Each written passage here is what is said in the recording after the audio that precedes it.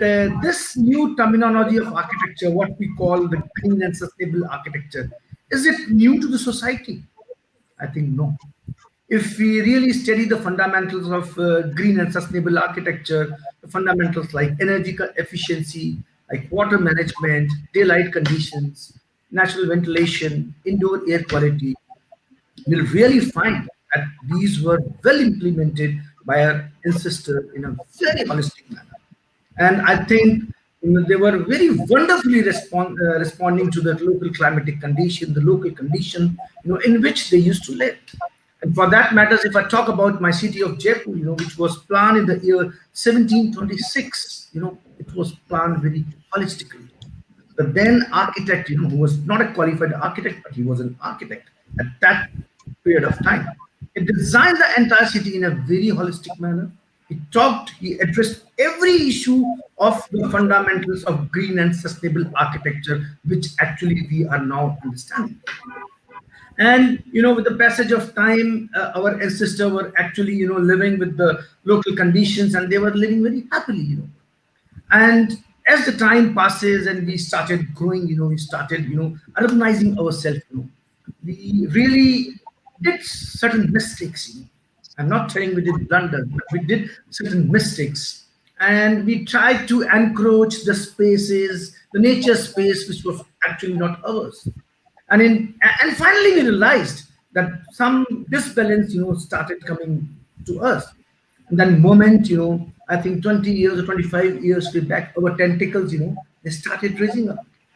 And finally, our many green consultants, our architects, started realizing that there is something wrong going on. When we saw that video of Cape Town, where people were talking about the water scarcity, when we discussed about the topics like climate change, we actually, become very alarmed. And then, it was a time 20 years, I'm talking about Indian perspective, 20 years way back, our engineering friend, like Mr. Pankaj Dharkar, started thinking about that. Yes, the certain principles, which our ancestors used to follow, now I think it's a time that we should, follow those principles actually in a very documented manner. And I think this is how, our new generation, Generation X, started talking about green and sustainable architecture. Then a lot of things started coming to us when we realized that a lot of disbalance is going to happen. There was totally a disbalance in the equilibrium, we were actually, very alarmed. We started debating, started talking, and then we really cited to many extent the cases, which I mentioned with what happened with our ancestors. They were actually following it in a very holistic manner. Then with the passage of urbanization, we started, talking about certain new technologies which can actually respond to our green and sustainable architecture. And I think this is what we are going to discuss today, friends. We have got four stalwarts, with me, and I'll just read out the topic and their name, and all of them, they are proficient in their subject. So today we are going to basically talk on four topics. Our number one topic will be, importance of green building rating tools in architecture, none other than by Mr. Pankaj Dharkar. As you all know, Mr. Dharkar is a renowned, MEP consultant in the country, and he's heading a rating tool agency by the name of SOCM GEM, and he is doing marvelous job. I think, it will be very exciting to hear from him. Our second presentation, who is going to talk about career options in green and sustainable architecture, Professor Dr. Anuradha Chatterjee, a dynamic faculty member from Manipal Institute of Technology in Jaipur. And I cannot forget, my friend architect Jalal Ahmed, who has done a lot of green and sustainable architecture. We will really want to hear from him that what is the difference between a normal architecture and a green and sustainable architecture. And last but not the least, my dear friend from Singapore, who always talks, about the green technologies, the technologies involved in the green and sustainable architecture. And when today I heard that he's working a lot on health projects, it will be nice to hear from you. Let me first, welcome Mr. Pankaj Dharkar, who is going to talk about importance of green building rating tools in architecture. Over to you, Mr. Pankaj. Good evening, Tushar, and thanks for that setup of this evening. And of course, my thanks goes to Pooja for elaborate introduction and FOAID for this incorporating the such important for in this virtual week. I'm really honored sharing dais with such eminent architects, four of them, including you, Tushar. I think I'm the only odd man here with MEPF background. So for Sir, you considering are me our to be flavor. part. So thank you so much. Well, can I get? We all know that green buildings can close to 50% of energy saving, 39% CO2 emission, 40% and 70% of solid waste saving. These are all benefits which we all have been knowing about it. And of course, the green building have environmental benefits, economical benefit, social benefits. Uh, of course, it can lead to cost-effective design, better health and productivity, low life cycle cost, reduce liability, better environment, and enhanced building marketability. These are all absolute benefits from a green building. Of green building to green building, I'm not really going to emphasize it on, but we could have several advantages, which includes visual, thermal, acoustic, fresh air comforts, and many of them here to discuss green building. So we will focus on that. We all know that. Particularly, if I take Indian context, 70% of India is still to be built by 2030, and we are here to promote into our young minds that even any building coming up in future has to be a green building. So let's have the facts about green buildings in India. Uh, the green building market in India is currently in nascent stage. To me, we are only covering close to 5% of the building classified as green, uh, accounting for more than 40% of country's total energy consumption. Energy use for building is increasing 8% annually. And I was telling, if it 70% India is to be built, this ratio has to be dramatically increased.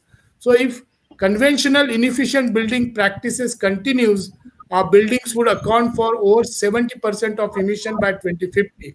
So according to International Finance Corporation, 70% of the buildings will be required by 2030, as I said earlier. And as per economic survey, 1920 India requires an investment of US dollar 1.4 trillion in infrastructure space by 24-25.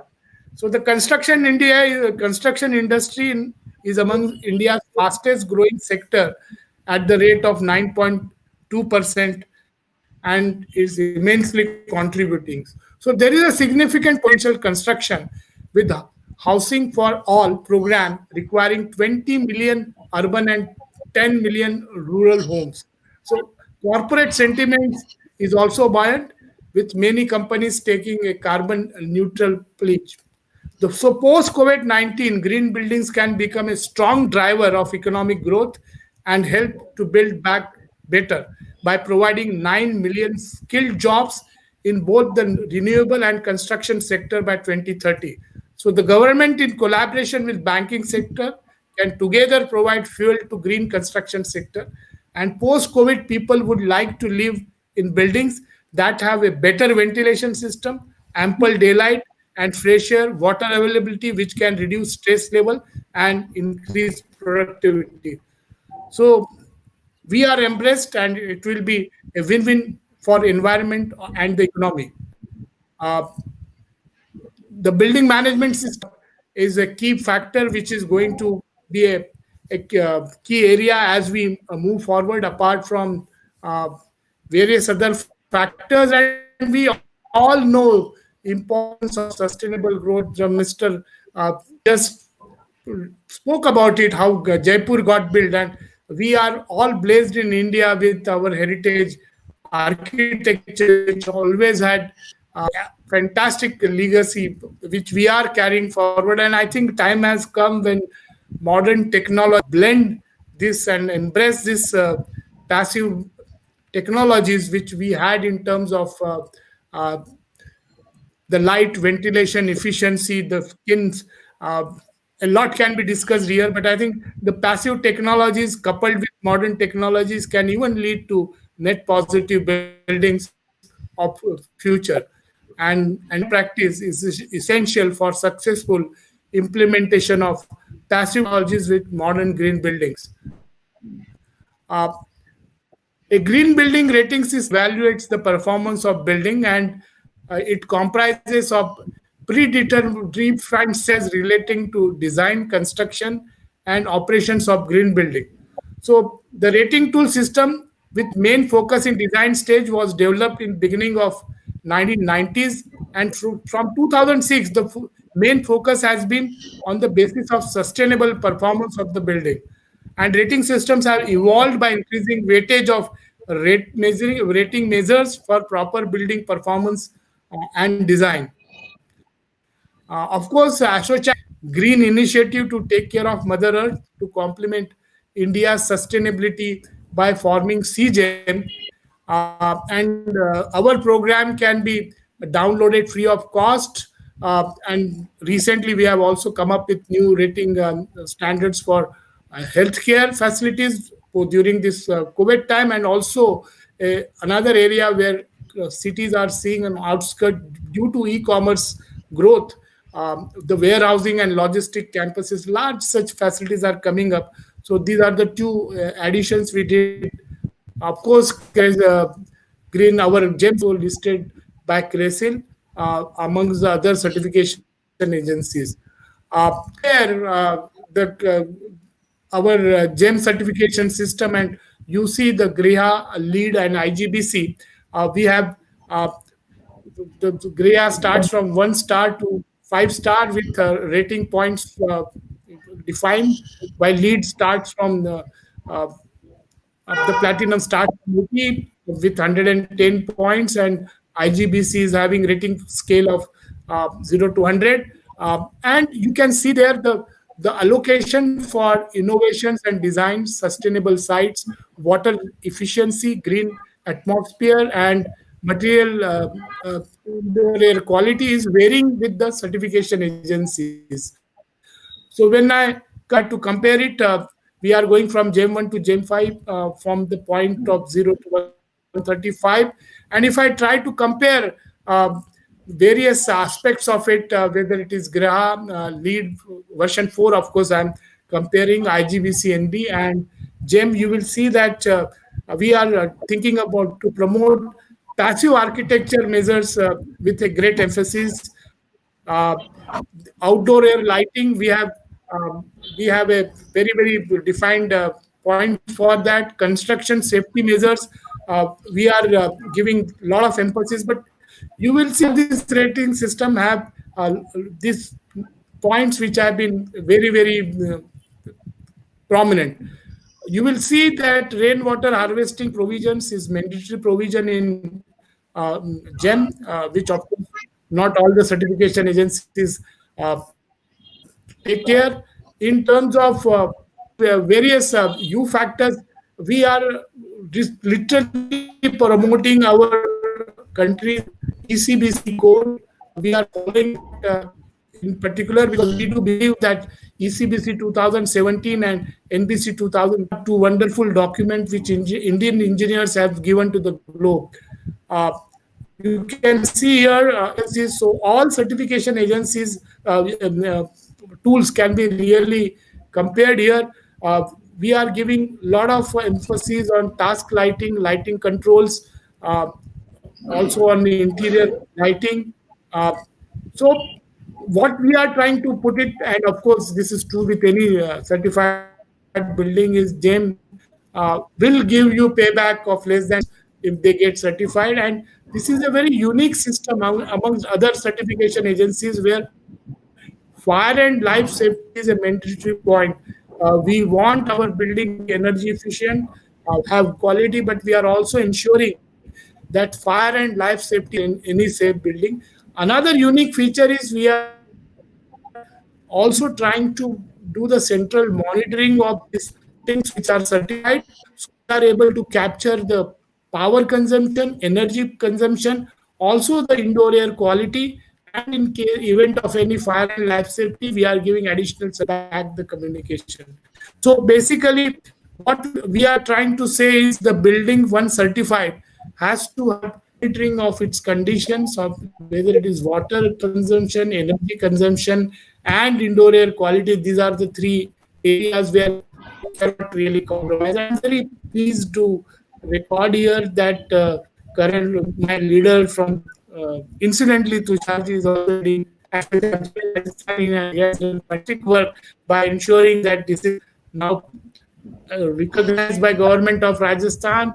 Certified buildings have starting from the electrical electronics giant of like Siemens, a five-star hotel like various universities you can see and industries are currently covered. GEM is present everywhere in the country, and we have 800 plus professionals. Started this happens to be a centenary year. We started with Prime Minister himself blessing the occasion with more than 5,000 people there, and this is a centenary. I would say Foundation Week celebration, which is under progress along with this event, which we are fortunate to be part with Prime Minister himself going to address on 19th. This is a very, very important week for us, and we are here to complement our country's Prime Minister's pledge to create a green and environmental country. Thank you very much, Tusharji. Thank you very much, Mr. Dhakar.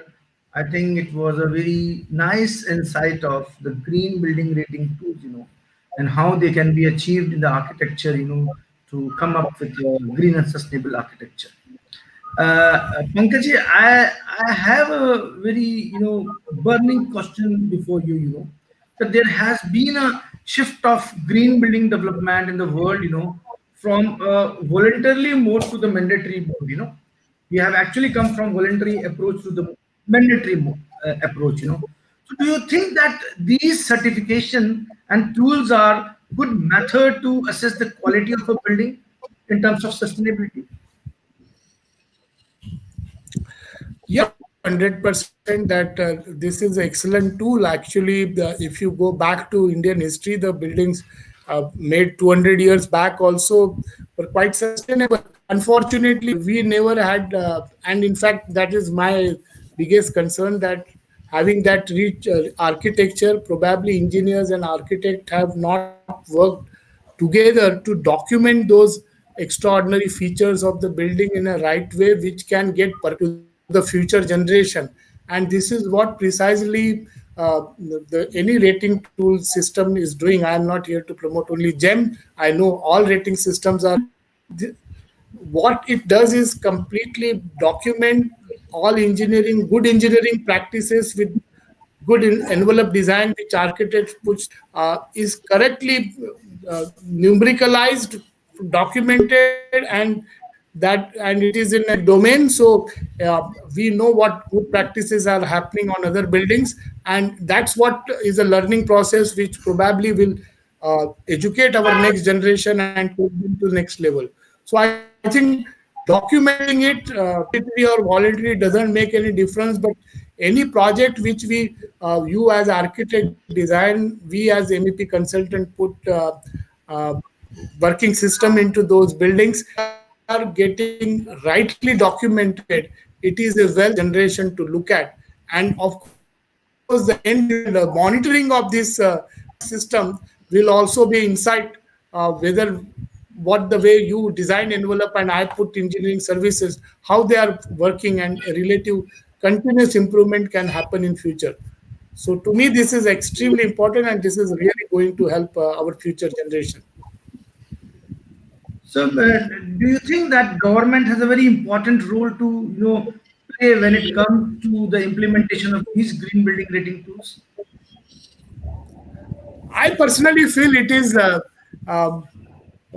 government can give direction, they can probably set agenda, but I think it is we, you architects, we engineers, and also the end customer who have to understand the value of it, whether it is a hotel operator, hospital owner, or a developer. And means I am looking forward for a day when a house lady goes with a person to buy his apartment, and like today they are only looking at the beautiful elevations and maybe the public spaces, how they are looking at. She should ask how energy efficient and how good indoor air quality this flat or apartment is, and that is the time when those builders and owners will also start feeling sensitive about it, and that is the time when we should feel that we as a architects and engineers have done that awareness to the end customer.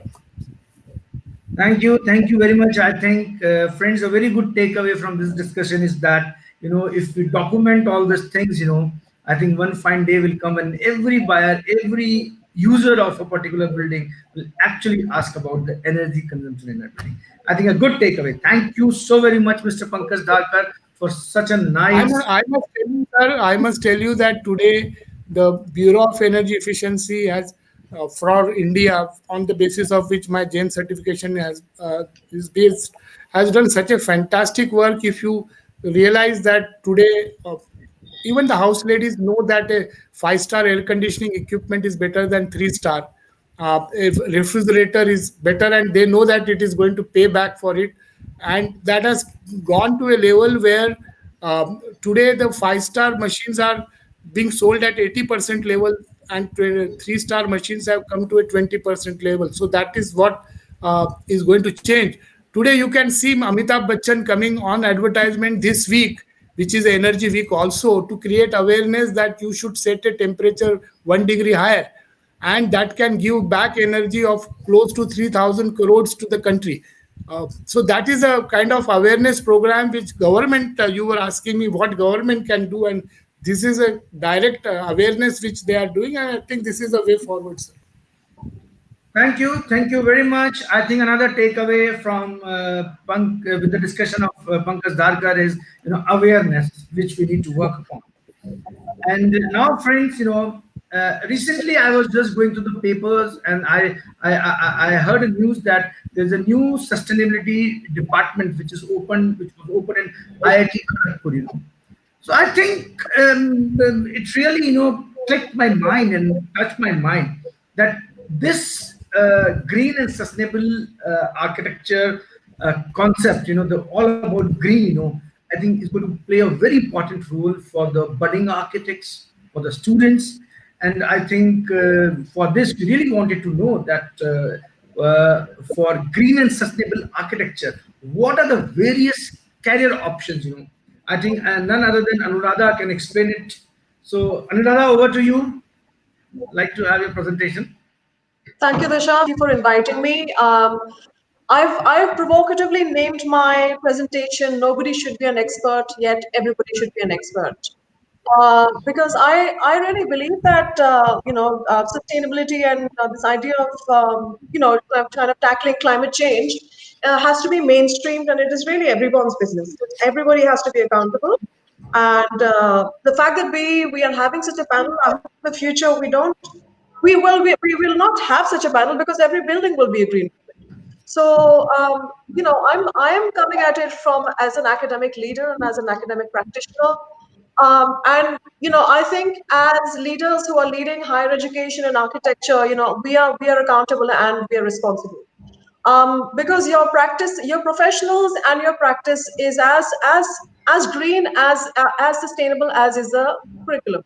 So, I've taken a quotation from Anthony de Cortesi, who says, "What if higher education was to take a leadership role in preparing and students in providing the information and knowledge to achieve a just and sustainable society?" So all parts of the higher education system are critical to achieving transformative change that can occur only by connecting heart, head, and hand. So just to start there, because there's some emerging scholarship on critique of sustainability in architecture. And I think we need to look at that. So there's one of the critiques of the green building tools is that, so there's green, ecological, environmentally sensitive, and energy efficient. All of that kind of relates to sustainability. But energy tools, like for instance, LEED, for instance, they become, some of the, architectural critics, at least internationally, are saying that they have become quite essential to legitimize the adverse effects of the rapidly growing built environment.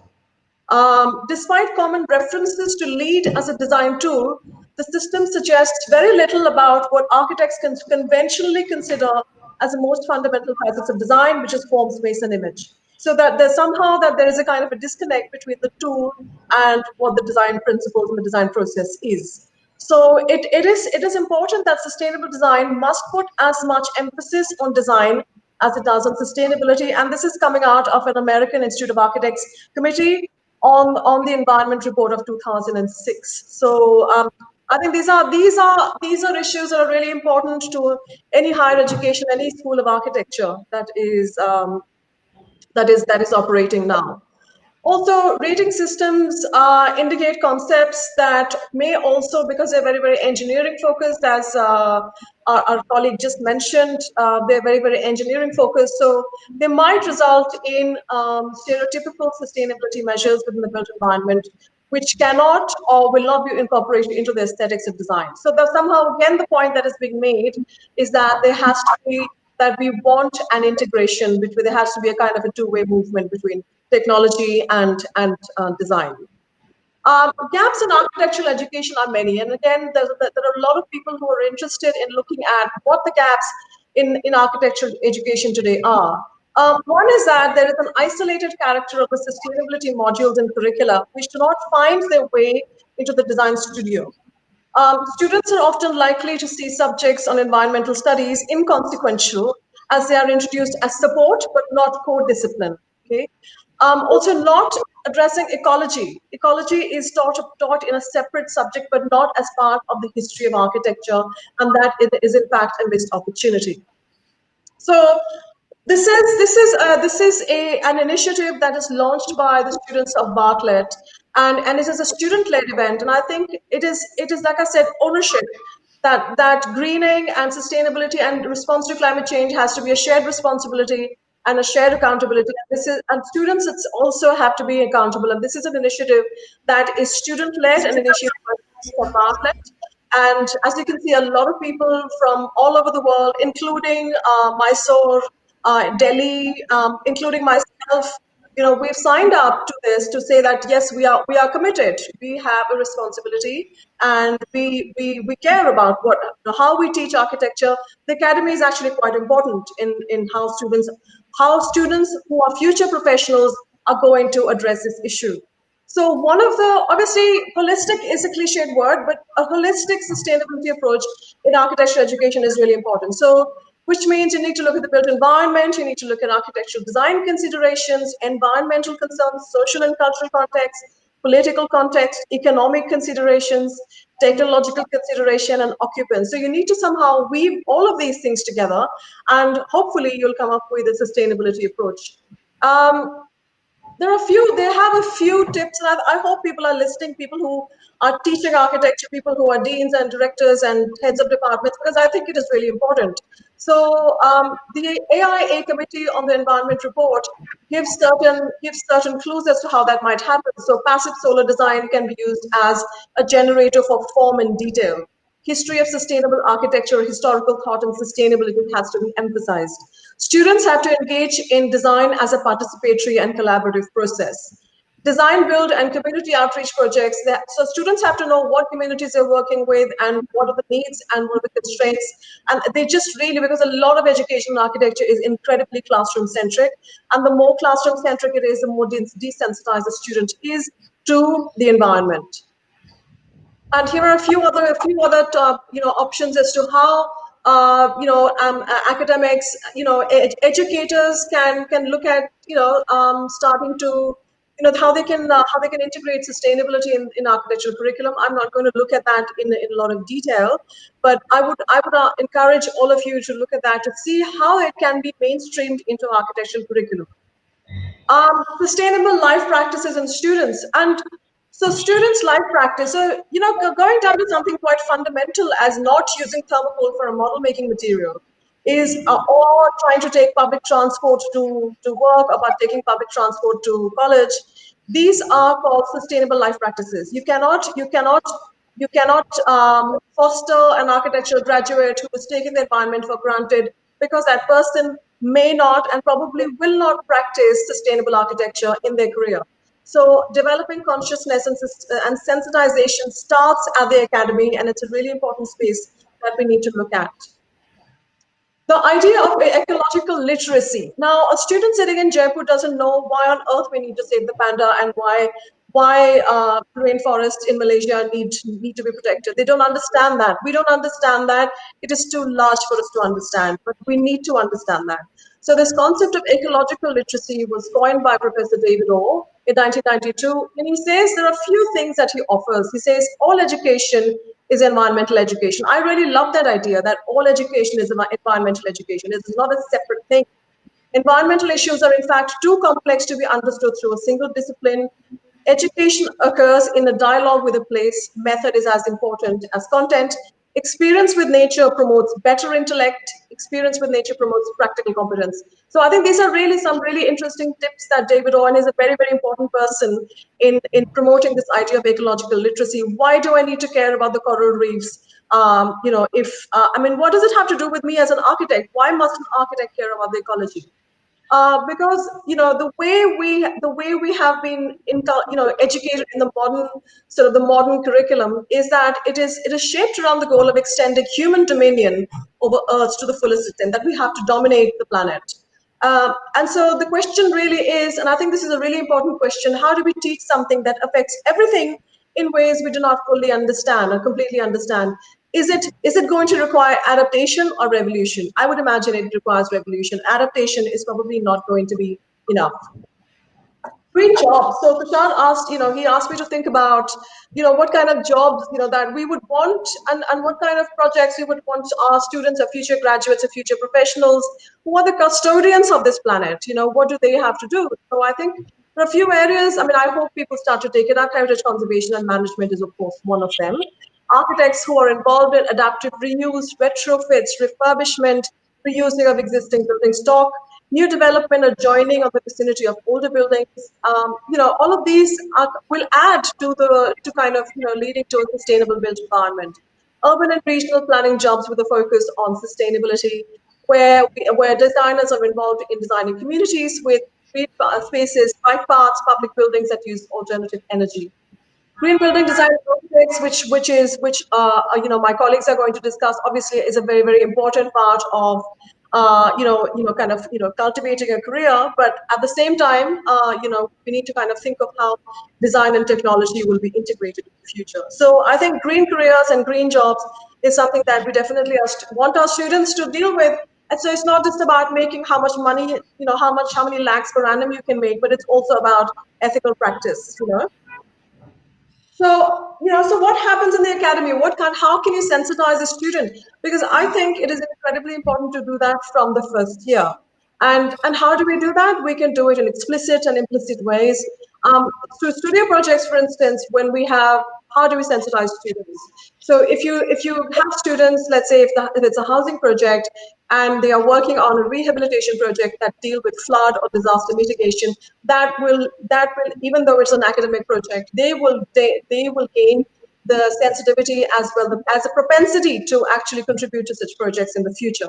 If they focus on rural projects and not just urban projects, if they focus on wetlands and other landscape restoration projects instead of resort design, for instance, retrofitting of old building stock instead of new build, studios or projects that can focus on densification, or projects that deal with densification instead of projects that are located in the hinterland and the sprawl. We need to be critical. We need to be absolutely careful that we don't make such mistakes in the academy, because these are very big mistakes and they are going to lead to students who are incredibly insensitive.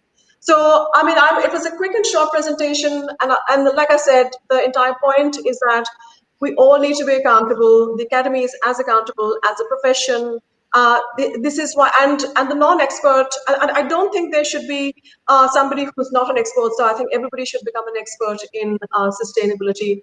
Thank you so much, Tushar, and thank you, my colleagues, for listening to me today. I think it was a you cited the very good new avenues for the budding architects.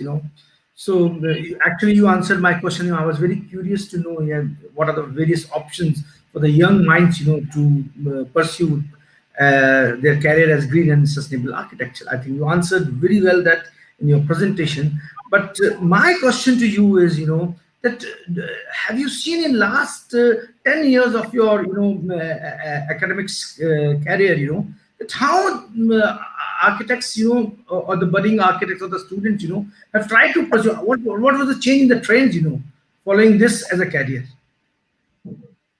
I think it needs to be more. I think it needs to be more mainstream, and I think it needs to be more intensive. It is not as intensive as it should be. It's still seen as a specialization. It is still seen as a choice. So today I had a discussion with a PhD student, and I said, "Why don't you look at doing a PhD topic on sustainability in the architectural curriculum?" Decided to. Didn't seem very interested because I'm not interested in sustainability. It is still okay to say that. In today's day and age, we have 10 years to ensure that the rise in temperatures across the globe doesn't go beyond 1.5 degrees. We have exactly 10 years, and not that yet, and it's a global issue. So it's not about what India is doing, what Indian government is doing, but the fact that we have an option to say, I'm not interested. I think our efforts need to be, and I think as educators, I think from first year onwards, start, like I said, starting with live practices, and they just need to, it's not another option. We have to mainstream it. I think, Tushar, I don't know if that answers your question. I think that's a very well taken point. It has to be in the mainstream. Actually, this is what they should understand, and they should try to learn at their grassroots level. And what is your, I really, because just we heard Mr. Pankaj Dharkar, and what is your take on this thing that I started in cultivating, the rating tool concept, because, we architects, as I always say, we architects are very bad in documentation, whenever there's a documentation or statistics come into picture, most of us are scared of it, because we are more into creative world, putting them on the graphics and all. So how do you, if you talk about mainstream, do you think that right from the school level, the green rating tools hardly matters, it is from GEM or IGBC or USGBC, we should have those green rating tools in our curriculum? I think so. I absolutely agree, and like I said, the critique that is out there is that somehow technology and design need to be integrated. That if students are using, if you're going to use bamboo, but an overutilization of bamboo is not good either. You can't say mud buildings made of mud are good, because it's about resources there's not a finite supply. So I think that understanding that what is moderation and what is building ethically and optimally, I think that is very, very important. It needs to be as important as form and shape and iconicity and, all of that. And I think they need to be, in conversation with, and I think it shouldn't wait till fourth year or third year, I think it should start from the beginning. Right. Thanks, Tushar. I think that is a very valid point, and I think out of this discussion, all about green, two takeaways, green rating tools for the professionals, for the architects, for the engineers, and green rating tools for the students, understanding the green and sustainable architectural fundamentals in their mainstream. And that makes point. So good takeaways from today's discussion by Pankaj and Anuradha. Thank you very much, Anuradha, for it. And now actually, the real dream of an architect comes, when you always say, I used to remember 7-8 years way back, I used to protest a lot against green rating. I always used to ask, why should I follow green rating tools? I'm designing my building in a very holistic manner. What I have been taught by my prof, what I have been taught by my climatology, I'm doing that. So why I need a green rating tools? And I think, I had a one discussion with architect Jalal Ahmed on the same lines. And when I saw few of his award-winning buildings, most of his buildings, were actually green and sustainable. So I think, and that's why many a times we discuss in Bangladesh, Mr. Jalal, I think last Arcasia in Bangladesh, your people will actually, talking about green building rating tools, because there is no rating tools for Bangladesh as of now of their own this thing. They are still following USGBC lead. So then most of the architects' version was this, that actually we are designing all the buildings, on the basis of green and sustainable architecture. So do we need a certificate for that? That was a big point of debate. So I think, but we would really like to, go through the award-winning projects of architect Jalal Ahmed, and I really wanted to understand from his presentation that actually how green and sustainable architecture is different from others. Sir, over to you. Good evening, everyone. I started my career in early 80s, and we were taught in the schools of architecture to design on cross ventilation, climatic issues, and like that. But there was no subject called sustainability or green issues at that time. However, on my own, while I was practicing, I used to actually focus mainly on the cost issues of the client, their budget. How can I design a project within the budget they have? So I will show some of the projects, early projects in the 90s and then 1990s, then 2010s, between that and also some recent projects. So as Tushar was saying, that we are very poor in documenting and recording things, the architects. So I'll just focus on the projects rather than on how the ratings were done or things like that. So let me. Can I can move the slides.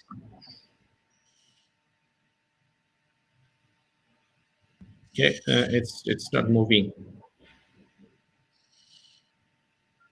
Can someone from the organizing team, IT team, help? Architect Jalal Ahmed? Yes, sir. Just give us 1 minute. Just give us 1 minute. Okay. Yeah, it's working now. It's working. Okay, thank you. My actually topic is sustainability in the Delta. So you know that Bangladesh is an active delta, and the two major river systems of the subcontinent, the Brahmaputra and the Ganges, originating in the Himalayas and coming through India and then passing through Bangladesh to the Bay of Bengal. So this actually helps in its siltation and also the alluvial soil. So the soil is very fertile, and our lifestyle of the people, our built environment, settlements are very much dependent on these river systems. So, I mean, you can see it's the whole country is crisscrossed with major rivers and their tributaries. So before it goes to the Bay of Bengal. So our whole lifestyle is dependent on these river systems. We do not have any stone quarry, so we make burn bricks to build our permanent buildings, relatively permanent ones. Otherwise, we use mud for constructing houses. These are the basic two materials we use for construction. So I'll just show you an example of one of our projects. It's an NGO project. It was designed in 1991-93. The budget was very, very small, so we had to give them a training center with a hall, a dining room, and few accommodations. So, but the site, I decided to use the site materials as much as possible to cut down the cost. So it was traditionally done. It's not that we have invented something. You can see that I was inspired by the colonial bungalow. Bungalow has veranda all around, and it is protected from the climatic elements, and the main living quarter is inside, so it's protected from sun, glare, heat, etc. So I thought that why don't we try that with our project? So what we did was actually from the site we had a lot of clay, so we prepared compressed earthen blocks for the wall construction, and the roof was made with coarse sand and some cement, and it was made at the site with it was a vibrocrete that they called tile making equipment. It was run manually, and the compressed earth blocks were actually made with a compressor, which was actually based on the design of Indian NGO called Development Alternatives. So one of my friend, an engineer, he made it in a workshop, and with that we constructed them. So it was entirely made of locally made materials, and it was shaded and it was comfortable back in those days. But we did not have the sustainable issues like that in that time, or no one was aware of sustainability in buildings. So this is one of the mangrove forests. So we went there and we made a model with the stakeholders and the local people, and we used to talk to them and discuss to improve the design, how to make it more resilient, because it has to be cyclone resilient. So we need to have also know the local wisdoms, local practices. So we work with the whole team, the carpenters, the masons, the villagers, and we worked and we developed the designs and also the detailings. Based on that, we had the local materials like the roof clay tiles are locally available in that area, and the plinth is actually raised above the tidal surge, which affected the plinths earlier during the cyclone. And we had some. I'll show you that this roof material is actually called it's a palm leaf, which grows annually in the mangrove, beside the mangrove, and it's very much easy to get. And so if you replace it after 4 or 5 years, it is cost effective. So we use those materials for the roofing in this particular case, and also local timbers which were available easily. So we made the house with this type of materials. So this is then I'll show you an example of a weekend house for a design for a couple. The site is about 50 kilometers north of Dhaka. So they wanted a house, and they had a site of about 3 acres. So they did not have much money, but they told me to design a house. But I gave the condition that you have to follow my instructions, because sometimes they deviate from the instructions. So what we did, we visited the site. The site was actually an undulating site. We did not want to disturb the site. It had a lot of trees all around. So we put the building on stilts and raised it and kept the ground disturbed the ground as less as possible. And then what we did was, actually you can see the surrounding. It's full of large green trees, and we made, actually, I wish I could show you the construction details at that time. These walls you can see the colored walls. These are made of soil from the site, different colored soils. So these are layered. These are rammed out walls, and the top you can see that there's wood, which is palm wood, traditionally available in the village. Actually, these village had a lot of mud houses all around. It was abandoned, and people were used to make houses with mud walls. But unfortunately, with the advent of the new technology, new materials like cement, brick, they are, now considering to build their houses as a status symbol, to make houses with bricks and concrete and things like that. We wanted to show them that it is possible to to design a house or have a house with local materials, but with modern technology, modern look, efficiency, comfort, and everything they can get with that house. So this is the house. In the evening, you can see the walls with the mud rammed out wall. Now, I'll show you a garment factory. You know that garment export is Bangladesh's major income source, a major export earners. But in 2013, there was a kind of a collapse, an accident of a factory building. After that, the buyers became very, strict about buying garments from Bangladesh. The factories had to be certified as safe, and also so they were very strict about those things. The government also became very strict, and there were certifying agencies who were doing it. But what we did, besides just designing the building as safe, we concentrated on the well-beings and welfares of the workers and the people working inside. We wanted to give them a better environment so that their efficiency increases. So we designed this building as water efficient, energy efficient, and also using less energy. And we convinced the owner of the factory that he will save money if he invests now in the running costs like the electricity bills, water bills, and things like that. And also the workers will be more happy. We had workers' daycare centers for their children and their proper dining facilities and workplaces. So this is the factory, and we used greeneries as much as possible to, and while the workers are working inside the factory, when they look out, they can see greeneries, and it is soothing to their, it lessens their stress level. So also for, shading, we use plants to reduce the glare inside. This is the factory. I'll just go quickly, and this is actually the factory for a very world famous brand. They buy products from this factory. They make and produce.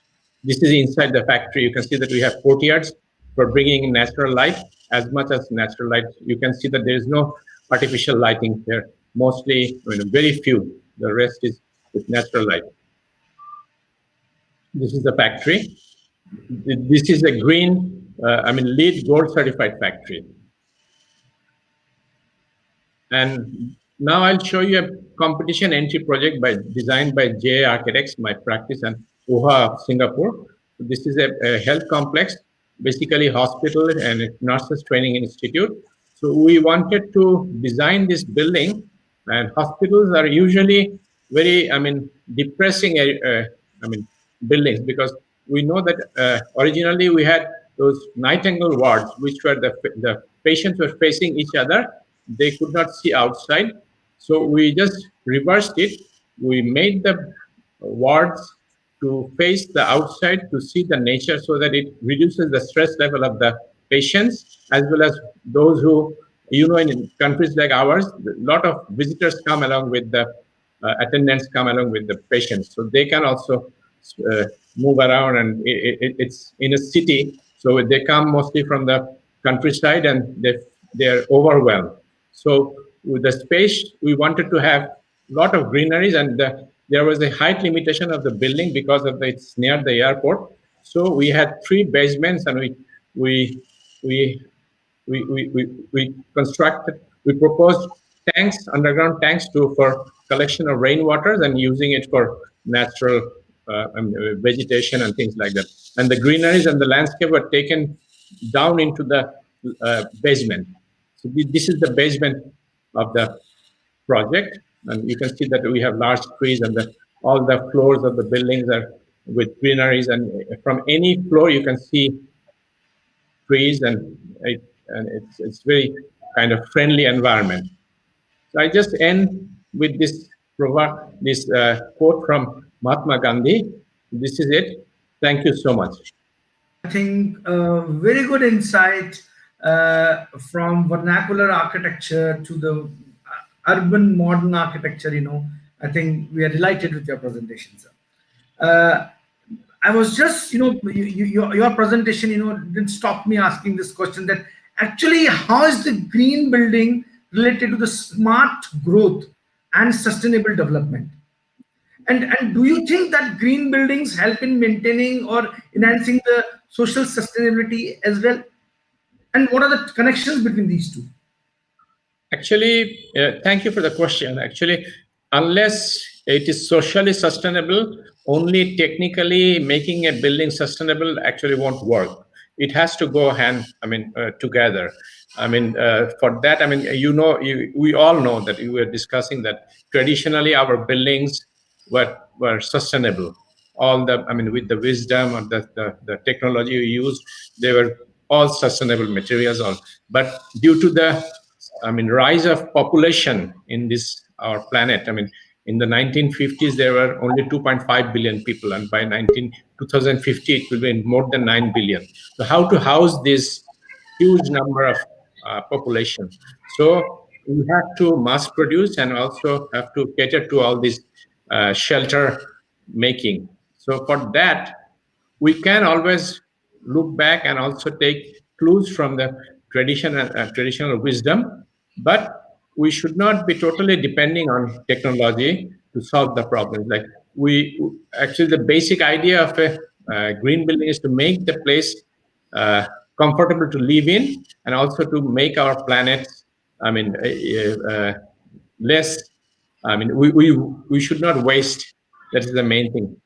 We should be, I mean, as clean as possible in terms of carbon footprint and things like that. So it should go hand by hand, I mean, together. I mean, the social as well as the technical solutions. Yeah, Jalal bhai, thank you. And when I was seeing your project, I think another important thing which actually plays a very important role in green and sustainable architecture is the construction. You know, how do we do the construction? So, how do you perceive that? How what best can be achieved? You know, to have a green and sustainable construction on the site when you erect such sites. Actually, I mean, maybe right now we are focusing on green building, but say around within the next 30 years, by next 10 years, I mean, by 2030, it will be a norm. It doesn't have to be, I mean, we don't have to tell people that you have to design a green building. So it will be a norm. So, I mean, and our students, architecture students and the engineers, they will be ready with that. And I'm sure that, I mean, by that time, we'll have, I mean, better, I mean, what should I say? I mean, prospect or, I mean, for that. Okay, Jalal bhai, thank you very much for that wonderful insight, you know, which most of our viewers and audience were looking for, you know, your award-winning projects, you know. And now, you know, thank you very much. So we talked about the importance of green building rating tools. We talked about the career options in green architecture, you know. We saw certain, you know, green and sustainable projects inspired from the vernacular wisdom. Now, actually, we really need to understand the last point of our discussion, that what important role does the technology plays in green and sustainable architecture? And I think none other than Architect 10 can answer this question through his presentation. Han, over to you. All right, thank you so much. It's good to be back in India, even if virtually, hopefully in real life soon. And thank you. I think it's quite an interesting flow because you started off with India, and then you moved across the Bay of Bengal with architect Jalal Ahmed's amazing presentation, very nice visuals. And now if you could move a little bit further east and then south, you would end up in Singapore. And the conversation today really is about the kind of thought processes that are happening around the sustainability realm in Singapore right now. I'm speaking as the chairperson of sustainability at the Singapore Institute of Architects. WOHA is a very strong feature, you know, year in, year out for sustainable architecture. So I'm glad to see a collaboration between JAA, your firm Jalal, as well as WOHA. I would, however, like to share a little bit more on the conversations on technology and how they impact buildings. All right, so we'll start off with what on earth is happening. And in the blink of an eye, we're in the last month or in the last few weeks of 2020, right? So what's happened in the last year, really? So we closed out last year thinking about the waste issue and what that is doing to the environment. And that almost seems like a distant memory now. And towards the end of last year, we had various large-scale fires, both in Australia as well as in the Amazon. And climate activists started going, hey, what on earth is happening? And about this time last year, I attended COP25, which was originally planned for Chile. But because of social unrest, it was moved to Madrid. Unfortunately, it wasn't very conclusive. But we went into 2020 with a bit of optimism that COP26, which would otherwise have happened in Glasgow, would have brought a bit more hope, especially with this last item here, which is Decision 2020, which of course would be the US elections and what kind of impact that would have on global climate discussions and what that means for overall global sustainability. And then, of course, we were hit as a global population by COVID-19. which puts this once again in perspective, the Sustainable Development Goals. What are we doing and how far have we come, or how far haven't we come since these were enacted about 5 years ago, right? And as architects, really, and of course with Pankaj sir in the room, together with our MEP partners, right? What can we do in order to further the Sustainable Development Goals? Are we in a position where we can necessarily, as architects or as builders of the environment, solve items like zero hunger? Well, maybe if we are lucky enough to get a commission for a large farm or something like that, right? But by and large, we are faced with certain limitations of the autonomy and the agency that we have as architects. And we would like to focus a bit more on these. And in the Singapore Institute of Architects, we've actually crafted 7 environmental design goals, or EDGs, which are basically concatenations or basically combining a few of these EDGs, of the earlier UN SDGs into what we can actually achieve as architects. So education and integration, which the professor has earlier shared, I think that is a great presentation. Climate action, natural capital, resource management, urban harmony, health, well-being, and adaptability and longevity, right? So I won't go into all of these because we only have 7 minutes left. What I will go into are examples of projects over the course of the past, say, 13, 14 years of my practice in architecture. And throughout, you would see there's a sprinkling of projects as well in India, which I'm very happy with, right? I had a good experience in working on India projects. And very often, like for some projects like the NetApp in Bangalore, I think there was a very heavy technology component, this being a data center, right? And the KIMS hospital proposal in Thorikal in India as well. I think that also has a lot of parallels with health and well-being and what biophilia actually means when it comes to having access to nature and how well what it does for your wellness. So this sort of primes a little bit of what I'm actually doing in architecture within this beautiful little island called Singapore. We don't have as much of the vernacular heritage as been shared earlier today. What we do have, we try to make the most out of it. And what we do have, unfortunately or fortunately, depending, is 699 square meters of land area. Now that is smaller than maybe one of the smaller cities across Bangladesh and India. However, what we have done is to try to basically expand, and you see the areas here in pink and dark pink, that is the extent of reclamation, right? And once this is completed, once all these dark pink areas have been fulfilled, we would have increased the land area by more than 40%, right? And to be honest, not many countries in the world can, over the course of 50 years, start to increase their land area by about 40%, right? But constraints call for different measures, and I'll start off with a tiny project, right, which really looks at how a building can be different things for different people at different times. And this is both an experimental project as well as a project that will influence, in this case, the green building codes. This is a Skylab, which was a commission for the Building and Construction Authority for one of my earlier practices, or one of the other practices I was involved in.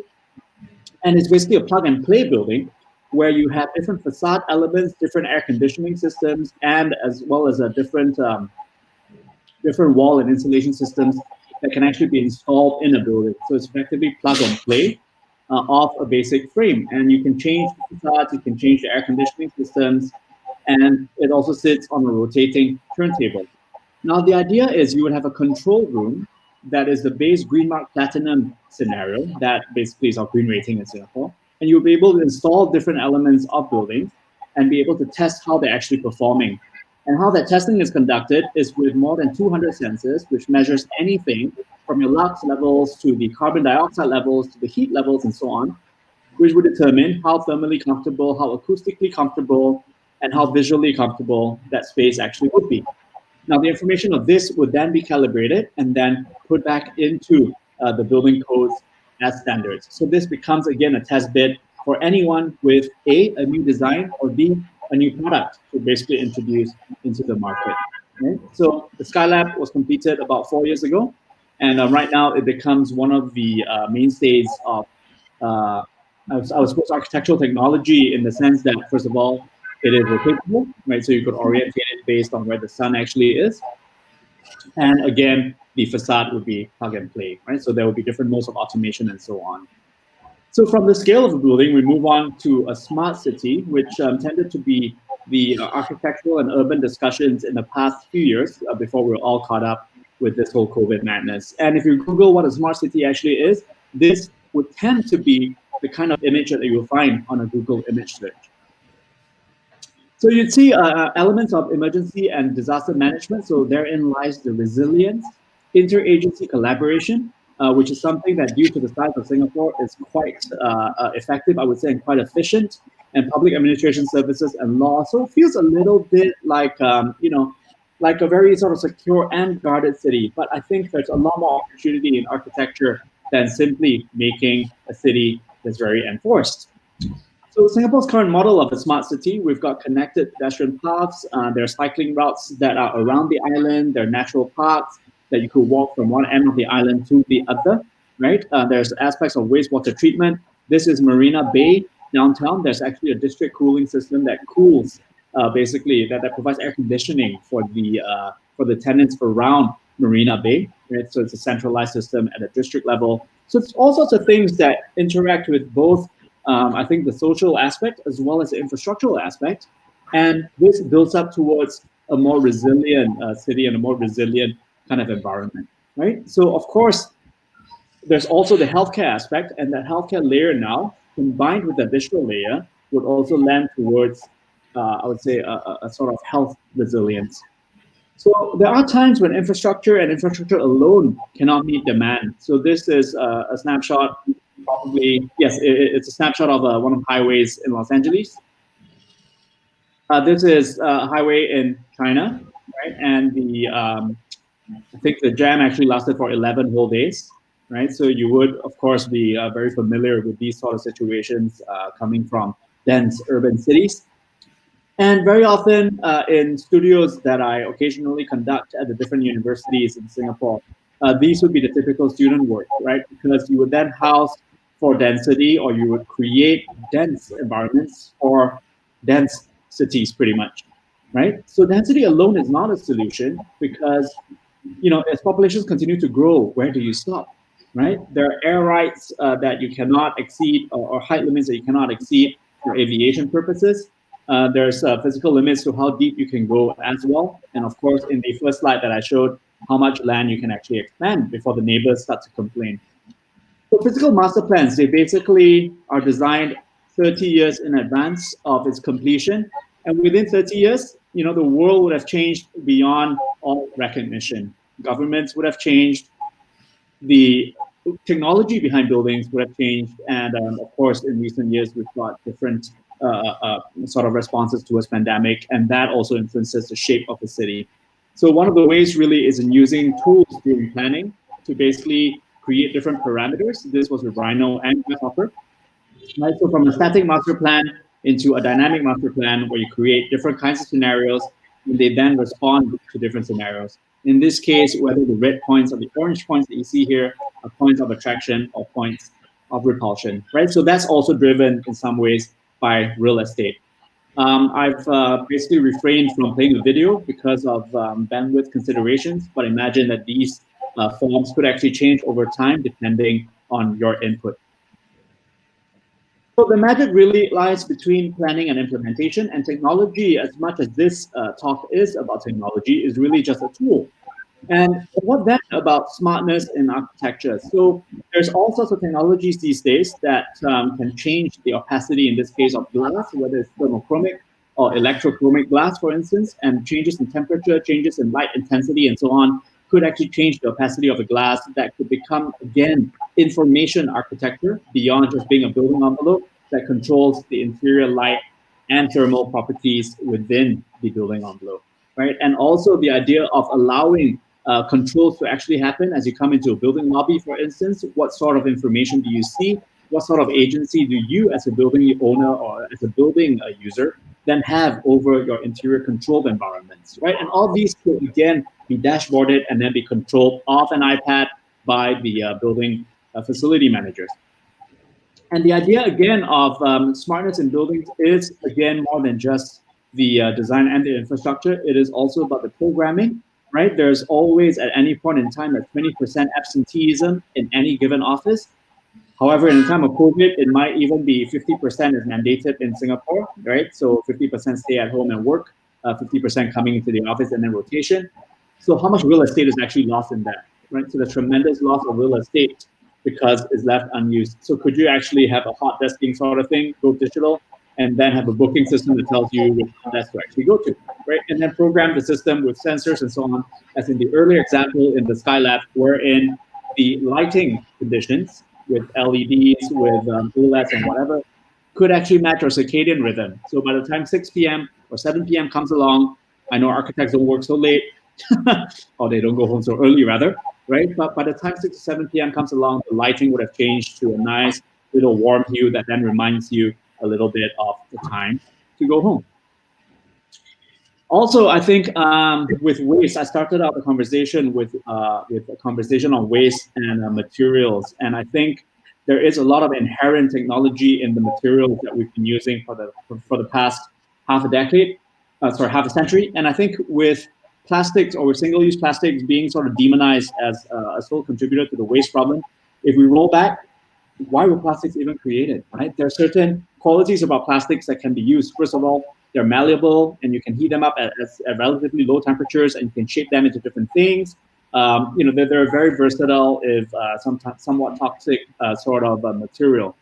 What if we could take that and then recycle that and then turn that into building? So this example in Taipei basically is made out of 1.5 million recycled PET water bottles. It becomes facade elements, becomes lighting elements, and it could also become interior furnishing. So the idea really is, in this case, because of the lightweight facade, the building itself is held down by a moat of water. Water becomes the structural foundation. Right? So again, using elements of nature and implementing it with not necessarily very new technology, but technology that's used in the right way. And how these are then produced is that the sorted out and the cleaned plastic waste is that put into basically a former and a heating, or rather a heating first and then a forming machine that can result in different kinds of elements, different kinds of products that could upcycle waste into new products. That includes building joinery, that includes all sorts of things that you can think about. Right, so again, technology used in a manner that can basically upcycle or refresh the way we think of a resource, and in doing so save the planet as well, because we're not mining for new resources. So architecture and engineering, the innovation really lies in, I think, the intersections between architecture and engineering. And to Pankaj, sir, you started out by apologizing that you're the only non-architect in the room. I would applaud the fact that you are the only non-architect in the room, because real innovation comes in the interaction between architecture and engineering, right? And I would draw a bigger circle around that now and call it sustainability. So smartness is not just about technology, it's about planning, again, for a sustainable future. And I'll close off with what we have conceived of as a little sort of framework for a new modular green building that incorporates the SIA, and that's the Singapore Institute of Architects, 7 environmental design guidelines. And within these 7 guidelines, you'll find elements of that actually happening, right? So this would be a building with food resiliency on top with an urban farm. It would have rapid sort of access to healthcare facilities. It could even have its own healthcare facilities within, right? And it can be modulated and demodulated for adaptability and longevity for different purposes. So the future of cities will be all these things, right? And I would add, they will be healthy, hopefully, right? As we battle the global pandemic on a global scale. So with that, I thank you and wish you the best of health leading into 2021. Thank you very much. Thank you, Han, for such a nice presentation. Han, when I saw your presentation, a question, was emerging in my mind, that while designing, technology-driven smart buildings, you think that sometimes that it's very difficult, or what are the challenges, to follow the principles of green architecture into technology-driven smart buildings? I think we had a compulsory module on environmental architecture back in the day. So as a student of architecture, you sort of think basically that, look, whatever's a core module, whatever's fundamental, you jolly well do it and not just pass your course, but take it through in your career. It's just coincidental, maybe, that I focused on it in my career so far. But the other element really is we have a fairly unified green system because we are a very small, I would say a small country in terms of physical area. So Green Mark is very pervasive across, and Green Mark, because it's also made compulsory at a certified level, right? Not at a platinum level, although that's for the high-profile projects, but at a basic level or at a certified level. If you do not achieve your green mark, you do not get your building permit. It is simple as that, right? So that sort of makes us think in a way that, first of all, incorporates the other principles of architectural design, but with that green overlay on top of that, right? And that is not the only overlay because, as you've seen with the presentation, hopefully, so too with technology and BIM and using simulation tools and all sorts of things. So through a combination of these layers, if we basically, again, I love Venn diagrams because they're a great way of looking at intersections where things can happen, right? And the intersections, therefore, between what is socially sustainable, what is healthy, what is green for the environment, and ultimately what is, of course, achievable in the most efficient manner by technology, right? That, to me, and I imagine a lot of my fellow practitioners, would then be a sustainable architecture. Okay, yeah, I think that makes a point, And after going through this COVID, this pandemic for last 8-9 months, what, according to you, are the major changes in terms of technology for a green building? Well, I can't speak on behalf of someone like you who's actually been in and out of COVID, and a lot of respect for your sheer resilience, I think, in your recovery. But there are things in buildings that can be enacted. I think touchless points is very important given the nature of how the virus currently is spreading. We've also had guidelines with M&E with regard to building filtration and the amount of, I suppose, fresh air that needs to basically be renewed every time. So we now have a MER 14 requirement that also would come in handy in the times of a haze, right? When the forests in our neighboring countries are burning, that it tends to sort of cast a gray cloud, right? So the MER 14 filters will come in handy.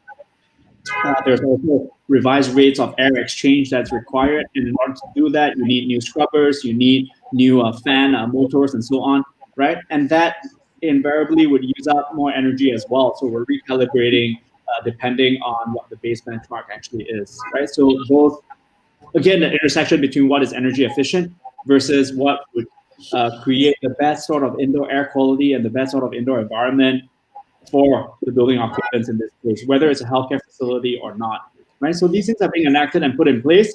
And Singapore's also doing these sort of conferences, right? With the MICE economy being the meetings, incentives, conferences, and exhibition economy being a huge part of the Singapore economy. So they're building up basically these centers where you can come in. It's a hotel / a MICE facility / enclosed facility all at once.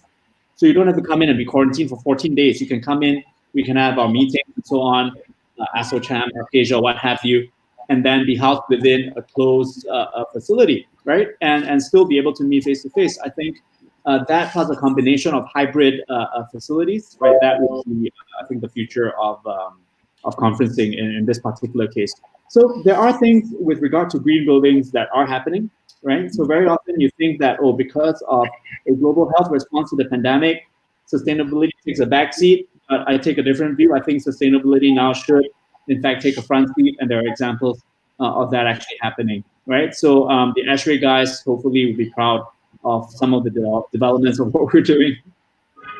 I would really like to, jot down certain take homes, from all the 4 eminent speakers in just one line, I think our panel discussion, will not be fruitful unless there are certain take homes with us.